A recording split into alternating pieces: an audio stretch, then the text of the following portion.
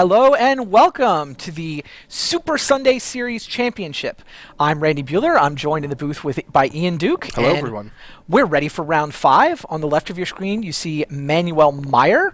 He's got a couple of Grand Prix top 8s, definitely a European Grand Prix circuit grinder. He's qualified for this event. He's flown over, and he's played a turn 2 pack rat.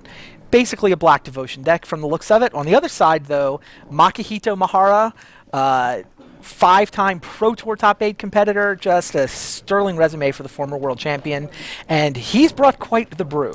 Yeah, this is this really interesting Esper colored, I guess it's a white weenie deck, but it has Ephara. It's also splashing for Obsidat Ghost Council and some black removal spells. So it's kind of like a white weenie deck that's capable of aggressive starts, but can also hang into the long game with this card advantage engine and removal spells. Well, let's find out what if he can deal with pack rat. That's essentially, he does have Detention Sphere, 4 Detention Spheres in his deck. So Mihara's probably not too excited to see a turn 2 pack out of his opponent. I mean, who is? But Imposing Sovereign is actually a pretty reasonable weapon against that. It makes those pack rat tokens that would otherwise come in on defense. Yeah, speaking of powerful weapons against pack rat. Absolutely. And Mihara has 4 Detention Spheres, so he's well prepared for that. That wasn't necessarily that lucky. He's got a couple ultimate prices too. Sure. Which he could have played instead of the Sovereign on turn 2 if he needed to. Devour Flesh. So this is actually a pretty reasonable start for both players. A little bit of back and forth here. We can see in Manuel's hand, I think he has 2 copies of Underworld Connection. So if he can buy a little bit of time and breathing room, he'll get that going and start to really get ahead on cards. We have Sky Knight. It's a card we haven't seen a ton of in Standard, but I mean, this is the second feature match in a row where we've seen somebody really saying blue-white decks, blue-white creature decks is the way to go. This Sky Knight's, it's always been one of those cards that's kind of on the fringe. It never, quite made its way into as a huge player. But yeah, the evasion's great. I mean, flies right over this pack rat here, so he can get in some damage and put some pressure on Manuel's life total. And here comes a second copy of the Sky Knight. I got a feeling that trigger may get responded to. Discards an Underworld Connection. Oh, that's right, because the Detain would stop him from making activating the pack rat. Good heads-up play there on Manuel's part, realizing that he had to respond to that. Yeah, Mahara's not done yet. Scryland, push to the bottom, pass the turn. So only one of the pack rats will be able to attack this turn. The other has been detained.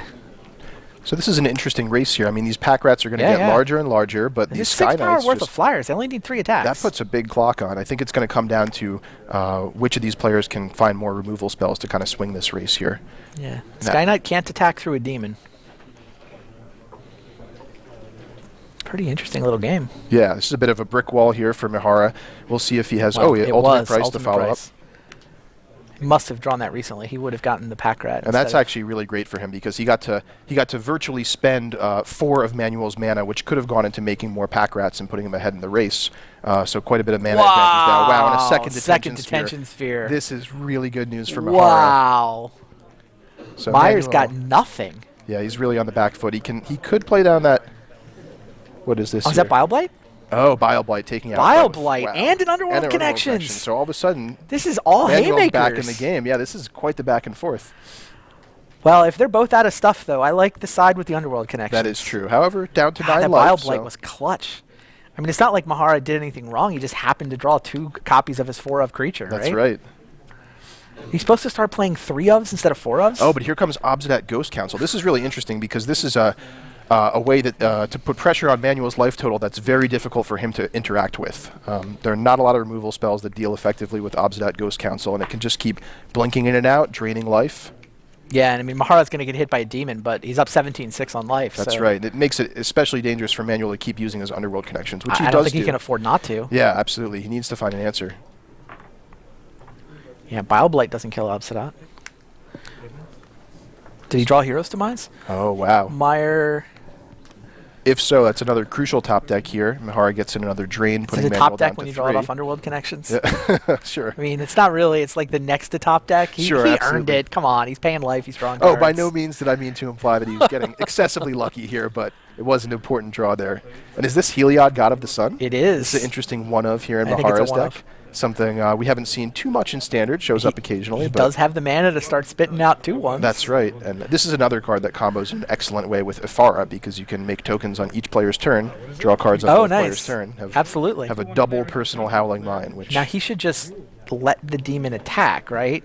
I think so. I mean, Meyer's on 3. If Meyer draws a card, then like 1/2/1 Dork can kill him. absolutely, yeah. And Mahara has some breathing room here. He can actually absorb 2 attacks from the demon before he's taking lethal damage. Fine, attack. Go ahead. You And- sure?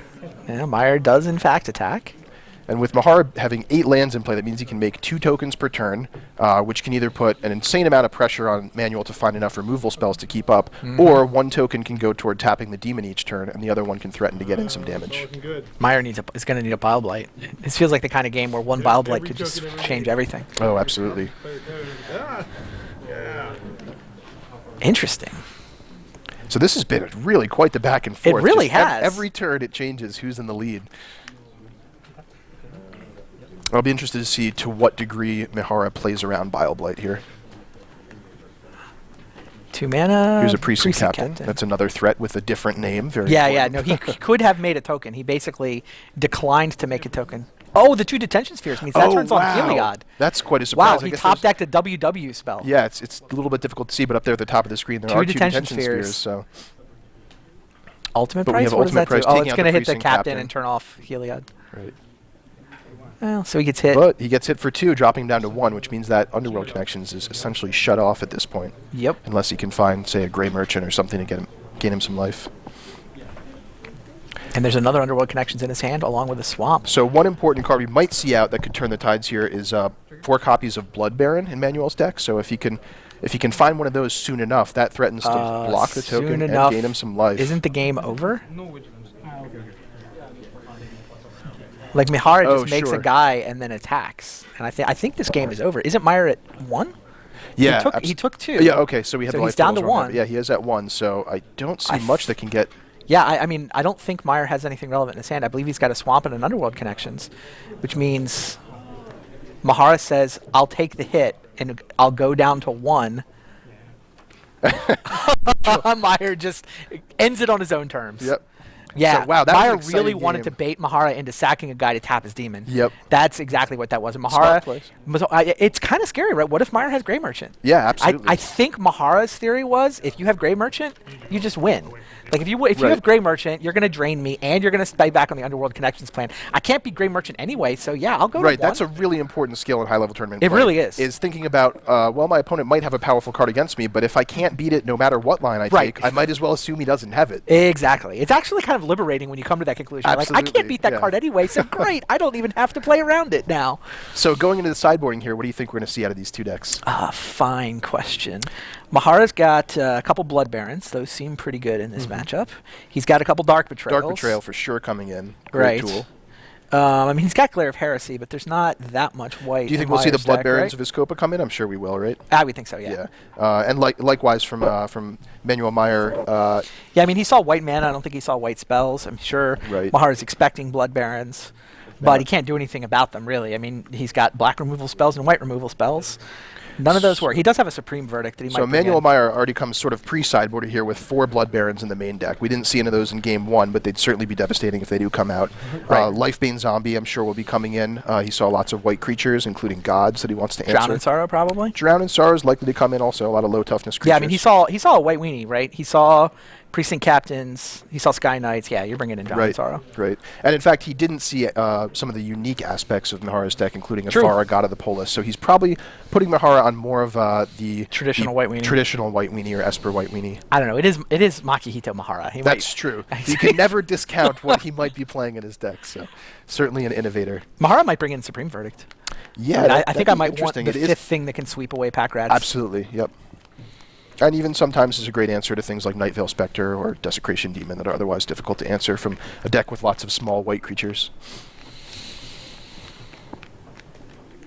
Both these guys are 3-1. I believe that means they won their first standard round. I know Mahara was 2-1 in the draft. I believe he did win his last round. He played against Dave Shields, Yeah. who's playing blue-white splash red control deck with access to things like Counterflux, which is really important in control mirrors. Sure.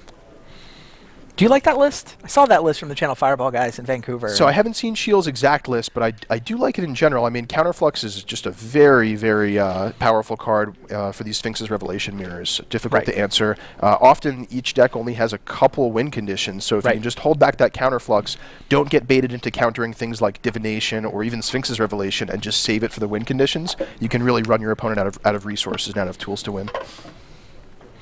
Yeah, I mean, the theory made sense. It just didn't seem like any of those guys had success with it. Yeah, I don't think it has had a huge amount of success yet, but it's something we might see popping up as the metagame shifts around. I mean, the blue-white decks certainly showed up in force today. Absolutely. Temple of Enlightenment being one of the key they got better players from one of the gods. Yeah. Yeah, I mean, of the 3 good decks from the last standard, 2 of them got better, and one of them, the opponents got tools that specifically thwart them. So. All right, if you want to play in this tournament next year, if you want to be part of the Super Sunday Series Championships, here's what you do. Step 1, go to a Grand Prix. It's good times. Play the Grand Prix. That's awesome. Step 1.5 is fail to make day 2. If you make day 2 at the Grand Prix, you have better things to do, and we understand. That's fine. We won't think anything bad about you. But if you are at a Grand Prix and you don't make day 2 of the main event, here's what you do on Sunday. Play a Super Sunday Series qualifier. There's usually both a sealed flight and a standard flight. The top 4 from each of those merge to play out a draft for the seat. You would get flown to the 2014 Super Sunday Series Championship event. It'll be here at Wizards again. It's $20,000 in prize money. It's an all-expenses-paid trip. Yeah. You get to hang out. You get a tour.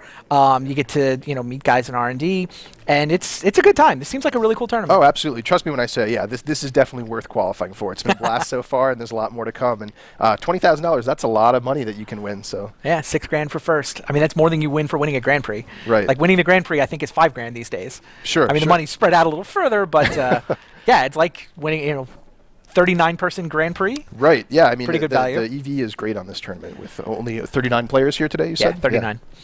I mean, even ignoring the EV, right? The fun, that's like personal utility. Absolutely. Getting to hang out and play Magic with this crowd for a weekend is also it's pretty been a awesome. blast for us Wizards employees too to hang out with these awesome players. So. You drafting with us later? Yeah. Oh, absolutely. Awesome. I don't know if anybody brought a vintage deck. I expect to be drafting, but I did throw a vintage deck in my backpack as well. Okay. Cool. So here we are coming into game 2. Both players have sideboarded, shuffled up, kept their opening hands. Yeah. There, Temple of Enlightenment. Just a lot more blue-white. Like, we expected to see the Azorius control decks, and I kind of knew the Temple would help the Azorius control decks. I wasn't expecting like all these other blue-white decks to all of a sudden show up. Yeah, absolutely. I mean, these 3-color decks have been there, but the mana's just challenging to get to work, and just having that one extra land. That's an upgrade over a Guildgate, or you can play in addition to a Guildgate. Helps a lot. So here we see turn 2 Pack Rat again from Manuel Meyer. For the time being stopped by a Precinct Captain, but that won't last long, of course. Right, Mahara clearly did not. Well, if he had one of his ultimate prices, he couldn't cast it anyway. So we'll see if Mahara can find a Detention Sphere, or maybe that Supreme Verdict if he decided to bring it in. So Bile Blight on the Precinct Captain. Yeah, don't want to give him any tokens. Kill it now. It does mean that Meyer fails to make a Pack Rat, though. Which is important, because it means this second Precinct Captain can hold things off for another turn. Right. Hilarious. But then again, Mahara probably would not have it. played the Precinct Captain had the Bile Blight not been spent. Yeah, that feels like a skill everyone's going to have to kind of learn. Yeah, absolutely. Like, there are going to be draws where you have no choice but to play, Precinct Captain followed by Precinct Captain. Right. But, like, if you can avoid things like that, you should. Pack Rat attacks. There's a Mutavault hiding amongst his lands, so he could have made it 3/3 to beat up the 2/2 first striker. So do you think that means he's representing a removal spell here? Or he's also giving his opponent a chance to make a mistake. Like, I might make that play even if you were going to discard Pack Rat anyway. Sure. This play is just better, because if your opponent fails to notice the Mutavault that's underneath that swamp, oh, absolutely. But given that Mahara didn't block, the declining to activate the Mutavault post-combat means that he's representing a removal spell, for sure. For sure.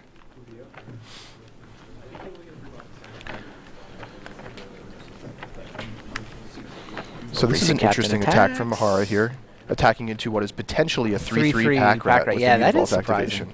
So What's this could mean Mahara has a removal spell. I don't think it's likely that he didn't see the Mutavault. Yeah, he would have blocked last time. I was pretty sure that Maybe he did miss it. We do have a block and a Mutavault activation, making the Pack Rat into a 3/3. Okay, deal 2 first strike damage. What tricks does he have? I don't know. I'm looking through the deck list here. Far and away. Oh, wow. Okay. Well, that gets at least one pack rat off the table.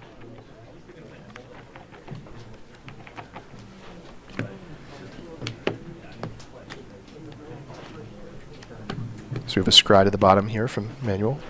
Wonder what he's looking for, given that he has a pack rat in play. He stands to draw a pack rat every turn if he so chooses. Probably looking for some utility cards just in case Mahara has something that he can't deal with.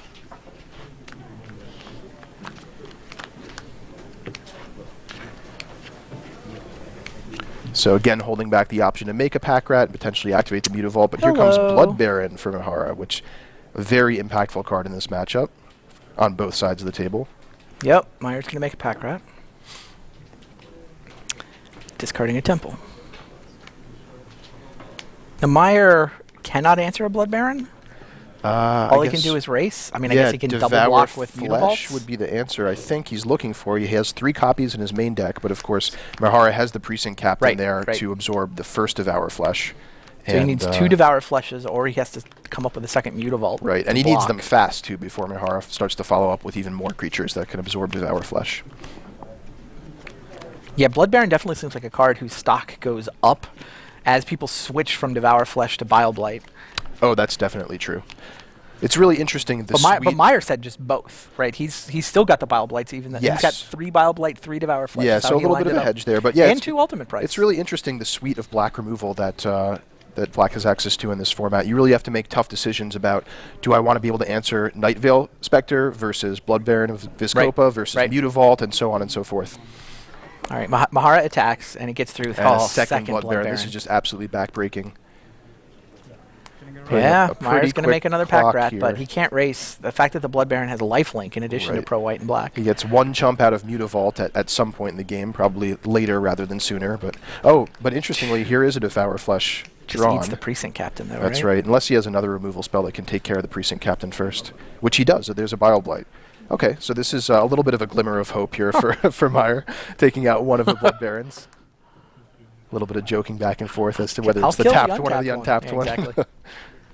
And Meyer's out of cards, so no more rat tokens this turn. But yeah, Devour Flesh was a good top deck there. Still facing down a Blood Baron, though. Yeah. I mean, he still loses this race. I mean, the race starts to get interesting, right? Those rats are going to attack as 5/5s next turn. So I think Mahara loses this race. It takes him 4 turns to attack with that 1 Blood Baron. Yeah. And Meyer has the option to chump block it with Mutavault. That's very important. Yeah, but Meyer is looking at, he can untap, draw a card, turn it into a rat that has Summoning Sickness, activate Mutavault. He can attack for 17 next turn. Wow, which puts Mahara essentially on a 2-turn clock. Although Mahara did play a Mutavault of his own this turn, which is relevant both because it can chump a pack rat or also stop another Devour Flesh if one should come off the top of the deck. There's Ifara, and there's Precinct Captain. Okay, so here we get to see the exciting new card advantage engine from Mahara's deck, featuring Ifara, the blue-white god from Born of the Gods. And what this card does, if you're not familiar, when you play a creature, on the following turn's upkeep, you get to draw a card. So usually this triggers just once per round, but if you're able to somehow get a creature onto the battlefield during your opponent's turn, then you can draw an additional card during your upkeep as well. And Mahara followed it up with Precinct Captain, so he did get to draw a card on Meyer's turn. Interesting, and Meyer felt he could not attack. With Blood Baron on defense, that makes sense. How close are we to turning on Ifara? Not that close, right? Yeah, it looks like we have the black pips don't 5 count. symbols toward it. Oh, Spear of Heliod. Oh, that puts us up to 7, I believe, right? 2 from Ifara, 2 from the Precinct Captain, 2 from the Spear, and 1 from the Blood Baron. That's 7. Wow. So we could see an indestructible Ifara. We are seeing an indestructible Ifara. Maybe... Don't know yet if she's going to attack. It seems like you leave her on defense and attack with a lifelink. Yeah, that seems like the safest thing. Like, he can't... Oh, jeez. What are Ifara's stats? Oh, interestingly, so... They're actually Meyer has 2 Mutavaults here, which normally would be able to trade with the Blood Baron and make him the Spear makes it a 5/5. The Spear makes it a 5/5, so that's very relevant here. What are Ifara's power toughness? Like, how a rat can block it eventually, right? Yeah, I believe she's one of the 5 power gods. Although, forgive me if I don't remember exactly the power and toughness on. So those rats can act 6/5. Okay, so so the Spear makes her 7 power. Those rats are not blocking this turn. Right. Or at least not if they want to live to tell about it. So Mahara does go aggro. Yeah, I don't think, unless you're forced to, I really don't think you want to block here when you're in Manuel's position because you really want to just keep building. No, but I mean, he was close. If she was 5 power or something, he can get the rats to 6 toughness. Right. But she's 7 power. 6 plus the 1 from the spear. And that Blood Baron, again, 5/5 staring off against those potentially 2/2 Mutavaults. Oh, does Meyer even have a card in his hand? Or did he draw and play the Mutavault last turn? I think he drew and played the Mutavault. Okay, so he cannot make a rat. He just chose to play the Mutavault, which makes sense. Before the spear, that second Mutavault let him block Blood Baron. Right. Yeah, this is... Ifara may get the job done here. This is pretty exciting. That's 11 power. Wow, how does Meyer... All right, so it looks like 1 rat comes in here to chump that 7 power god, just preserving life total a little bit. And he's got a creature. Oh, and wow. it's Brimaz. Brimaz, wow. Jeez, so he triggers to draw a card. Draws a card. If and Meyer attacks, he can block with Brimaz, make a cat, which will trigger a wow, Ifara that's again. just the interaction we were talking about earlier, Andy. That's awesome. I mean, Meyer's not going to fall for that. He doesn't attack, obviously. Right.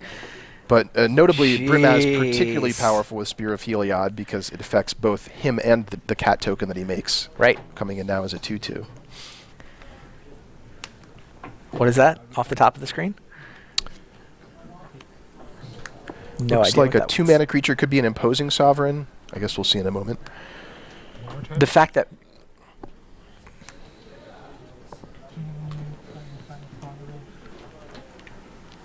And we'll find out. Oh, it is indeed an imposing sovereign. Okay. The fact that Meyer responded by making a rat, it's probably the only thing he would have responded to there. Right, that makes a lot of sense. I do not want my rat to come into play tapped. I'll make it now. All right, so there's the same attack from Mahara. I have a 7/6 indestructible, and I have a 4/4 pro-white, pro-black lifelinker. What do you have? I got some rat tokens. And to make matters worse, if by some means Manuel could start to race in this game, there's also the Spear of Heliod he has to contend with, which will fire down a pack rat every turn. So it looks like Mahara's in pretty good shape here, probably going to close up this game in the next couple turns. But we'll see. Last game, there were a lot of back and forths, a lot of swings. Yeah, I don't know how Meyer comes back from this. I mean, Drown in Sorrow doesn't kill enough things, does it? I don't think so, especially not with that spear in play. Right, yeah, no, I don't... Puts the precinct captain out of range, among other things. Attack with the rat token, so here we we go. get to see it. Here's this Brimaz makes a cat. 2/2 vigilance it's cat. also blocking. He's going to get to kill Brimaz, but the rat's going to... Does rat die here, right? It's a 1, 2, 3... the Mutavaults can get it to 5. Right, so discarding Thoughtseize to make a pack rat comes into play tapped because of imposing sovereign. Right, turns on a Mutavault. Yeah, so he manages to kill Brimaz, but he loses his rat token, and, oh, by the way, that triggers Ifara. Yep, and of course Mahara, quick to realize this, familiar with the interaction. Jeez. And there's the detention sphere to take out the pack rat Wow. to finish the game. Makihito Mahara, ladies and gentlemen. So that game we saw both the power of Blood Baron, but also the power of Ifara. I mean, that drew him, what, 3 or 4 cards over the course of that game? Or 5 or 6. Or 5 or 6, or that was et cetera. awesome. And, oh, by the way, it attacked. And it attacked, yeah. So I know some players have been talking about, just how difficult are these multicolor gods to activate. They say devotion of 7, but of course they have 2 devotion that counting toward themselves, so they really only need 1 more. Yeah, there you get a good look at Mahara. He's ranked 13th in the top 25 pro rankings. So, I mean, he's been playing good Magic consistently his whole career. Lately, he just keeps winning. Put up a top 8 at Pro Tour Theros. He's... In my opinion, that kind of pushes him over into the edge where he seems likely to make the Hall of Fame in the next balloting. I agree. I mean, 5 Pro Tour top 8s, that's just incredible. Yeah, I mean, he was the near miss. He finished 5th last year, and that was with 4 top 8s and a tougher ballot. So, whew. And he may have a Super Sunday Series top 8 on his resume by the time this weekend is over. We'll see how things go. I mean, the way he's been playing so far. Pretty good shape sitting at 4-1. I think there's only going to be 1 undefeated left after this round. So, yeah, that was fun. And I think we still have a B match, though, right? So we have another match. We get to see that mono black aggro deck that Klaus Gruber's been running. He's playing against Antonin Sabela, who's got, looks like a Azorius control, relatively straightforward, though it's got a couple nullifies in the main. No. Oh, interesting. That's a new Born of the Gods card. Indeed. Yeah, Temple of Enlightenment he needed to borrow, of course. 3 copies of Last Breath in the main. Well positioned in this format in general. All right, looks like game 2 with Gruber up a game. Is that true? Yeah, these players are both 2-2.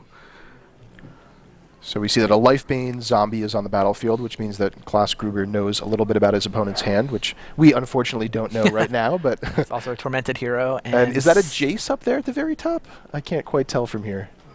It would be important to know if it Yeah, is. probably. And I don't know what's under the detention sphere, but And of course, we don't know whether the Jace has been +1'd. Can we have all the cards see this line here? Tormented Hero, a nice aggressive 1-drop that can give a little bit of added benefit off of the Herald of Torment if it's used for its bestow. Antonin Sabelo, by the way, describes himself as a hyper-casual player. Hyper casual. That's Yes. interesting. His favorite format is core set grab bag draft. Interesting. You just have like all of the core sets ever, like Portal, That 5th sounds pretty edition, cool. M12. I wouldn't mind trying my hand at that. Format Reach in the sometime. bag and grab 3 packs. Let's draft. Those are often the cheapest boosters you can get. So Okay, so it looks like we're moving to an attack here with the Mutavault activated. Looks like Jace has been +1'd, I assume, given that it's at 5 loyalty. yeah, that makes so, sense. This will be coming in for 4 damage potentially.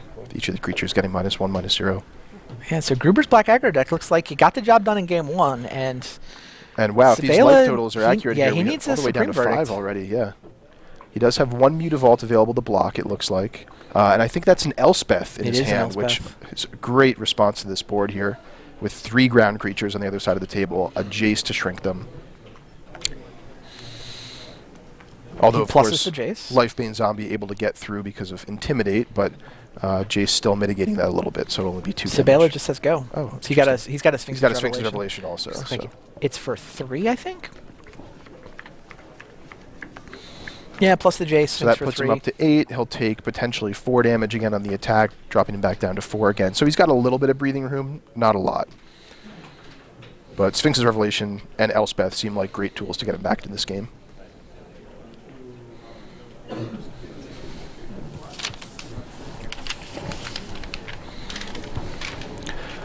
So Klaus Gruber doing a little bit of math here, counting things up, trying to figure out if he can put his opponent on a clock. He's a little nervous about attacking into that Mutavault. Right. He probably doesn't want to send his own Mutavault into that one or the Tormented Hero, yeah, right? that's- But then again, he probably knows that if he doesn't force the activation of the Mutavault, he's going to be staring down a Sphinx's Revelation for 3, which is also Right. not ideal. Now would be a time when Herald of Torment would be great Yes. to just fly Indeed. fly over those blockers there. Revelation for 3. So we'll see what he decides to do.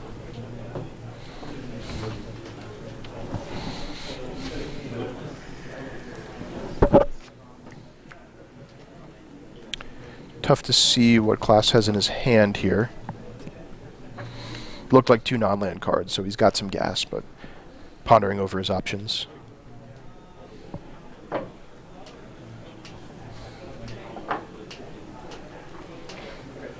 Tapping 2 for Painseer, is that? Mm-hmm. And Mogis' Marauder. Wow. That gets This Intimidate is and exciting. Haste. Yeah, Intimidate and Haste. So that Painseer gets to get even in the there. Painseer gets in. Yep, which is great. It's going to draw a card Crazy. next turn, in addition to putting on a lot of damage. What an awesome turn. Then did he attack the Jace or did he attack Sabela? He attacked Sabela, right? Because it was lethal. Because it was lethal, yeah, it's exactly 5. But if I Sphinx's counted Revelation means it's not quite lethal. Syncopate Azorius Charm Island. Thank you for showing us your hand. Wow, Mogis' Marauder. That's Yeah. kind of the finisher in this deck. There's 2 of them floating around. Yeah, Not a card absolutely. we've seen a lot of in Constructed, but that was a nice play. So interestingly, that was a card that had slightly different stats during development, but Oh, we yeah? actually tweaked it a little bit so that it would be an answer for these black aggro decks to get through Elspeth tokens specifically. Gruber So, split the cards before the third one was even revealed. oh wow, It's like it'll be Supreme Verdict or the Yep. other 2. I don't So- care what the third one is. Supreme Verdict, bad Yeah, news that's too there. bad. He goes to pick up his creatures before mana is even tapped for the Supreme Verdict, Yeah. anticipating that. So yeah, Sabela dug with Sphinx's Revelation and then had to flip Jace. So he basically saw 3 cards plus a draw face plus Jace. He had 7 cards to find Supreme Verdict, and he did.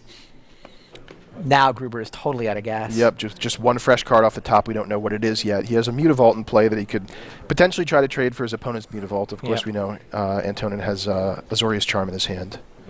I think Gruber's line was correct. Oh, I think so too. It I didn't mean, work out, but I mean, I think that You have to just go all in there. When you're force getting your into opponent to find the that supreme mid to verdict. late game against these blue-white control decks, you just have to take a chance, right? Because if Yeah. you give them more time, they're just going to draw cards, gain life, and Totally agree. lock up the game.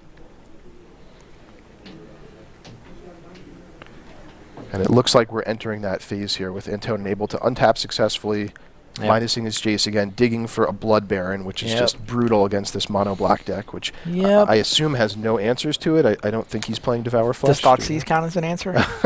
Not once it hits the battlefield, it doesn't. Then no answers. Flying over it with Herald of Torment, does that count? It does if you can find it quickly enough, but again, that Azorius Charm. And He has 2 Devour Flesh in the sideboard. Oh, he does, okay. I don't know if he brought them in. I would guess probably not, unless he saw the Blood Baron game 1. But Yeah. Well, I mean, they're better than Bile Blight. That's true. I think. Bile Blight kills Mutavault. Bile Kills Blight Elspeth tokens for 1 turn. So yeah. Oh wow! Here's Erebos, God of the Dead. I bet Class wishes that had showed up a couple turns earlier before the Sphinx of Revelation went off. But this still may be in time. It's not nothing. It turns off the life gain. It does from turn off the Blood life Baron. link, yeah. And he gets to draw a card. Right, and he's got plenty of life to spend too. He's all the way up at 20, so he can afford to use that greed activation, as it were, a couple times. It's Blood Baron attacks, still deals 4. Sabella would like the game to be over so that we can go on to game 3. Hoping Gruber doesn't draw out of this. So given that Antonin has the Azorius Charm in hand, what sequence of plays does Klaus need to make to finish this off? I mean, certainly starting off with a creature or 2, probably followed up by a Mogus's Marauder or Herald of Torment, I think. Unless perhaps he can get that love Erebos to go active. land, creature. Yeah. Okay, turning on Erebos, I think, is part of the route to victory. I mean, it's going to happen accidentally if he draws the gas he needs. Does he attack with Mutavault here? I think that's what he's thinking.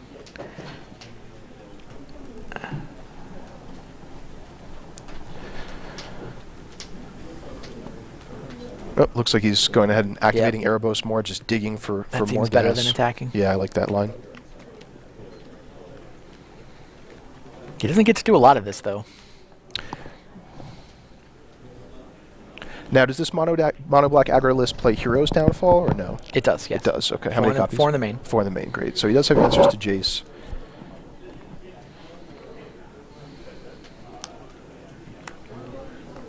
Rakdos Cackler. Unleashed, as it was meant to be.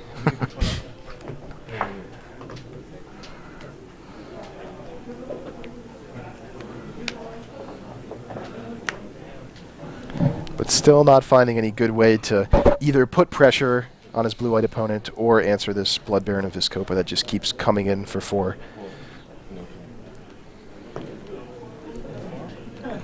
And now we're at the point of the game where Erebos is being activated for one of the final times as the life total closes in on 0.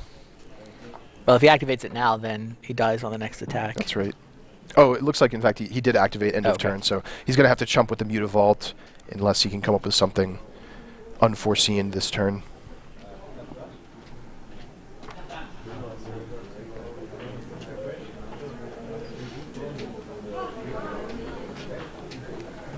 What do you think of the white bordered swamps? I was thinking about those earlier, debating whether I should bring them up. I actually happen to be a fan of white bordered lands in certain cases. Certain cases? So it's situational? Here's an example. They're not just ugly all the time? A while back, Reed and I played a legacy deck that used land tax shortly after the land tax unbanning. Sure. And we actually played all white bordered lands so that it was easier to search our library every turn, right? And pick those out. So that was kind of a little bit of, kind of meta tech there. Funny. There's some nostalgia, too. Sometimes you get to play with your unlimited or revised basic lands that you like from way back in the day. So still pondering Unlimited over. and revised lands are like the ugliest lands in the history of the game. It's subjective, Randy. Everything's in the eye of the beholder here. So pondering over what may be the last opportunity to get some damage through for this mono black deck. He has a few non-land cards in his hand, just thinking about sequencing and where he can afford to spend his mana. I think, again, unlikely he's going to be able to dig himself out of this situation, but we don't know exactly what resources he has in his hand. That looks like the Herald of Torment there. He's just casting it. He's not bestowing it onto the cackler. Interesting. So his plan must have been to chump block for a turn with Mutavault and then try to fly through in the air. But unfortunately, Or to that cast gets- multiple spells. Right, right. Unfortunately, that gets nullified, one of the new Born of the Gods cards. Ah, So this there is you a go. W Essence Scatter that can also counter auras. So that can actually hit Herald of Torment regardless of which Yeah, mode either it's way. played in.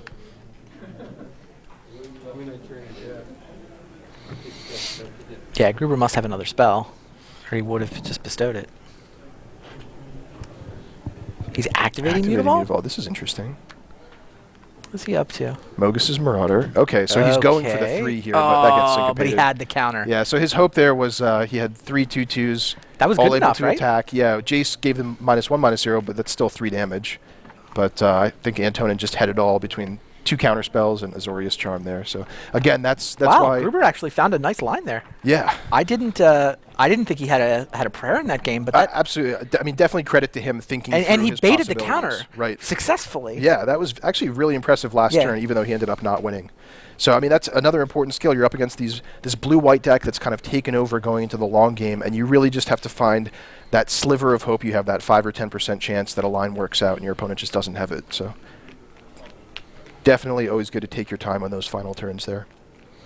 So it looks like we're going to game 3 now. You take a little look at the Mogus's sideboard. Marauder. Yeah, yeah, Mogus's Marauder. As I It started almost to say got the game earlier, done and put him on Supreme Verdict, It- and then he managed to stitch together another hand that could it win is out of there nowhere. to be that final sort of falter effect that can force through damage. Yep. Gets through Elspeth. Yeah, Blood Baron's still a problem, though. You can turn off the life gain with Erebos, but Right, that's true. Pro White, Pro Black is both an impenetrable wall and an unblockable attacker. So on the sideboard here, we did see some number of Lifebane zombies in game 2. I don't know if he'll have all 4 in. The Intimidate's definitely relevant against things like Elspeth tokens. It seems like they're in. Erebos, God of the Dead. I imagine this is the matchup that's for in I mean, particular. he's basically got 4 creature kill spells in this. Well, he's got 8 creature kill spells. Right, so plenty to take out.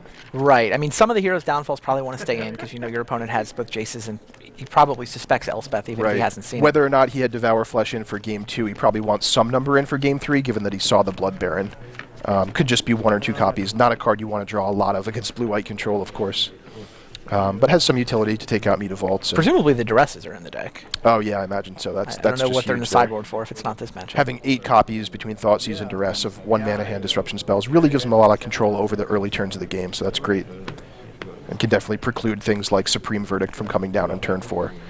Definitely when you're playing an aggro deck, having knowledge of your opponent's hand, even just a peek effect, is really valuable, right? Because you know whether or not you have to play around cards like Supreme Verdict, Jace, or Elspeth. Yeah, this seems like a matchup where Painseer is pretty good too. Yep, absolutely.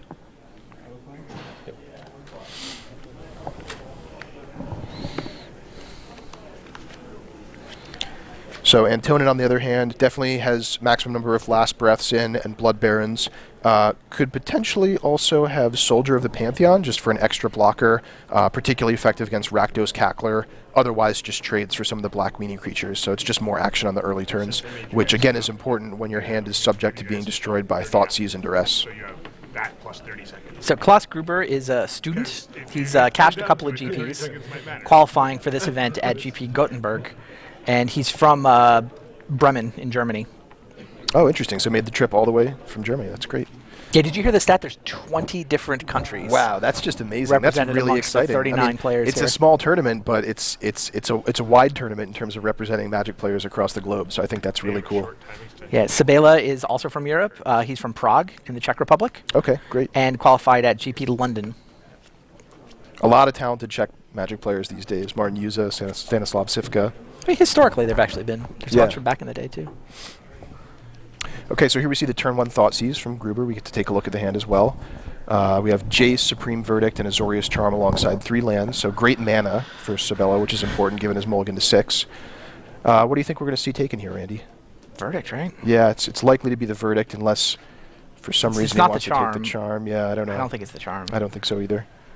Yeah, I mean, Jace is annoying, but Verdict is lethal. Right. Taking out that Verdict and knowing that one's down and there isn't Exactly. another one currently in his hand that you have to play around just lets you get off to a really aggressive start. So I certainly think Verdict is the pick here. It's funny, any hand Gruber might have which isn't vulnerable to Verdict probably got mulliganed. Right. That's a great point.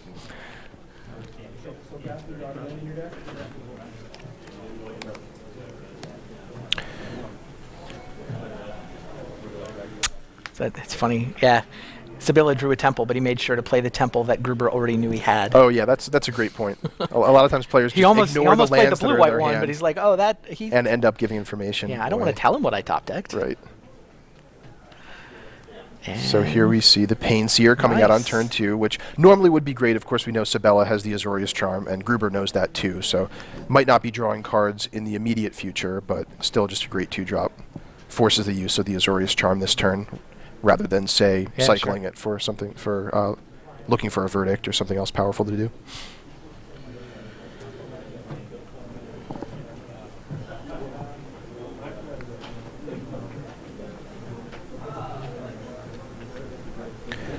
So pondering over his plays here, of course, he has virtually full information about the Azorius Charm. You can see he goes to put it on top of his library, I would anticipating like to the attack you play. with this, but I don't actually expect it to connect for damage. Right. You've got to charm this. Yeah, absolutely. In some cases, players do that kind of preemptive motion there to bait out the spell. In this case, I think both players just know it's the correct thing to do. Right. Now here's Lifebane Zombie. And he gets to see Last Breath and Guildgate. I mean, sorry, Temple, Blue-White Temple. As the new information. That's right. So It does look like he's writing down all the cards.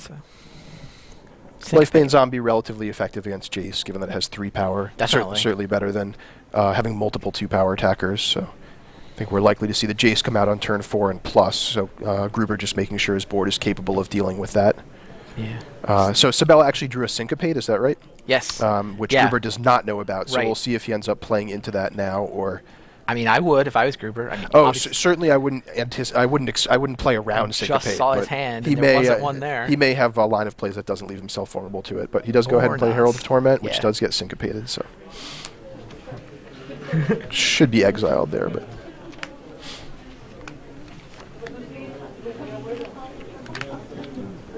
Yeah, and here's Jace. Yep. So just as we anticipated.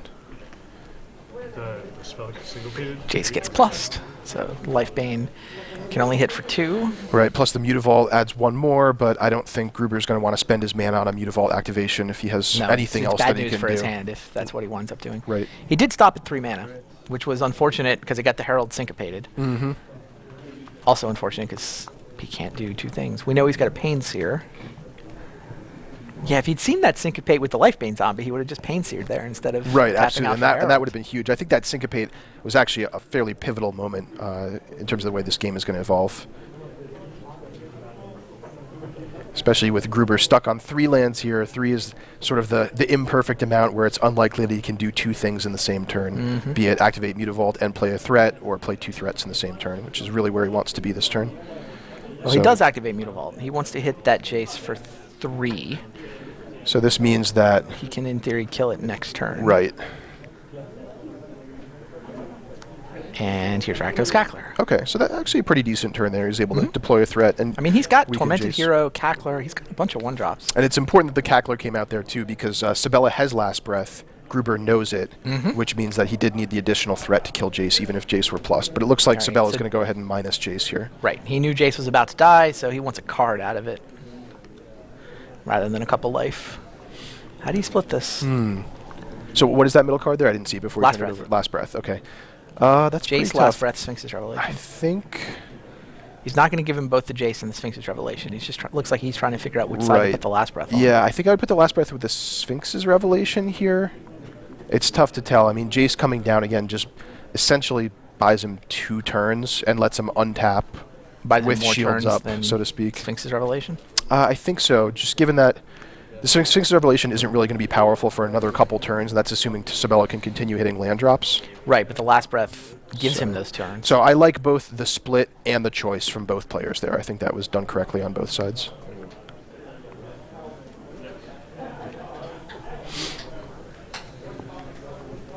And then Sabella passes the turn back without a 5th land, which I'm sure Gruber's pleased Yeah, to note, that given makes that the he, Sphinx- yeah, he that just makes the grabbed his split Sphinx's better. Revelation. Oh, here's Thoughtseize. Now the split's even more better. More betterer. Something along those lines. Okay, so the 2 Last Breaths and the Sphinx's Revelation we know about, in addition to another Sphinx's Revelation Wow. and another Jace. So turns out Sabella just had whatever he needed there anyway and was going to take the pile of 2 cards. Right. So you don't take a Rev. Right. Do you take Jace or Last Breath? So I'm a little surprised he didn't play the Jace on his turn. I guess he was just He's hoping leaving up to double double Last Breath. Last Breath, yeah. Jace and gets then hit by untap Life and Bane Jace. Zombie. Yeah. I guess knowing Gruber is short on mana and is likely to activate the Mutavault, being able to Last Breath that Mutavault would be huge there, setting him back Yeah. on mana. So, yeah, point. that line of play makes a lot of sense. But Gruber did not fall for it. Yep. Should also be bound. Again, just showing the power of the peak with Thoughtseize. In addition to being able to strip away the opponent's card, just knowing what they have in their hand lets you make Losing a land to Last Breath informed would have been plays. really bad there. Yep. Interesting. So he goes for Tormented Hero. He still has the Pain Seer in his hand, doesn't he? Yeah, I believe so. Why would you Tormented Hero instead of... He doesn't want to get the Pain Seer Last Breath? I guess so. Just I mean, trying it's to 2 power figure either that out. way. Right. Although that's a pretty I just feel like long-term spending your play. mana, Right. The Yeah, fact it seems more important to spend the mana than to try to play for several turns in the future where you Right. finally get to untap with a Pain Seer. Yeah, I would have played Pain Seer there, I think. So Sabella again failing to draw land, meaning those 2 Sphinx's Revelations are rather stranded in his hand. Yep. It's possible we may see him just go ahead and cycle it for 1 just to try to maybe. keep progressing his board. But he's under a decent amount of pressure here as well, so he's going to want to use those last breaths. Or the second last breath, I should say. And sure enough, takes out the Tormented Hero.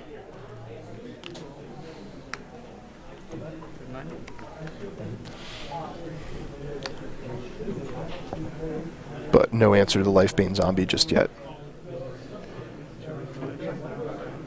So this is kind of interesting game where both players are very constrained on mana. That's usually much better for the aggro deck. Absolutely true. Now here's Pain Seer. And Gruber, Yeah, see, if he of played course- Pain Seer last turn, he could have attacked with the Mutavault there in theory, though it would have gotten a Last Breath. Yeah, I don't think he wants to expose the Mutavault until the last breath has been used. So. Yeah, these 2 lines maybe worked out equivalently. Yep. So here is a land finally. It's a Hallowed Fountain, so he needs to decide whether it's worth paying the 2 life. He's standing to take 7 damage on the following turn, assuming no surprises. So he could play the land untapped, go down to 7, then back up to 9 and down to 2, drawing 2 cards with Sphinx's Revelation. That may be his best chance to win at this point, although putting to yourself 2 down is to 2 rough. with a Mutavault on the Yeah, table he means verdicts and Supreme's then Verdict gets is leaving killed. it out. So he may just have to I don't think Sphinx's he can do Revelation that. for 1 and pray. Yeah, he can't afford to set him up to go Verdict, I'm at 2. Right. He just dies from Mutavault.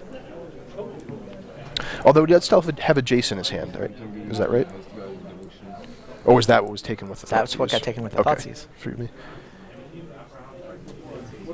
Yeah, the part of his hand that Gruber knows is the double Sphinx's Revelation. We can see that there's also that Hallowed Fountain and 1 other card.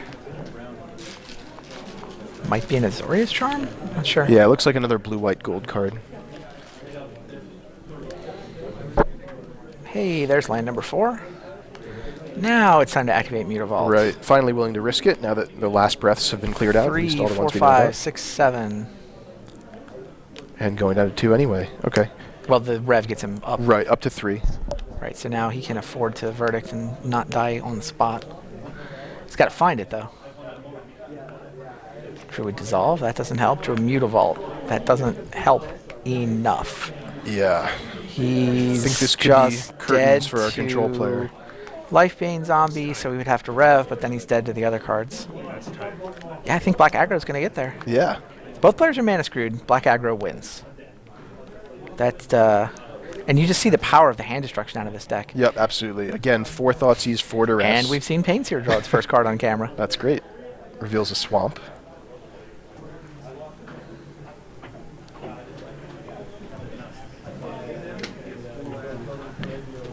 Yeah, they just So likely to be the final turn of the game here. This is pretty cool, Randy. We get to see 2 brand new Born of the Gods cards sort of enabling this new archetype in a way. Between Pain Seer and Herald of Torment. And nice. speak of the devil, there's a Herald of Torment on the Pain Seer. Bestowed for style. I think it's going to get dissolved, Yeah. But if it does, then that taps Sabella low enough that Right. Gruber knows the coast is likely clear to just go ahead and come in and finish things off. All right, dissolve. Mutavault, scry. of course, unable to Put it block on top. Lifebane Zombie I like the despite bluff. being colorless. It's putting is it not on an top. artifact. Clearly, I've got it. I'm fine.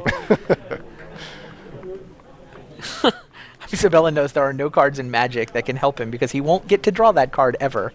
And Gruber makes the obvious draw. There's the handshake. Great. That was an exciting match. Yeah, it was fun.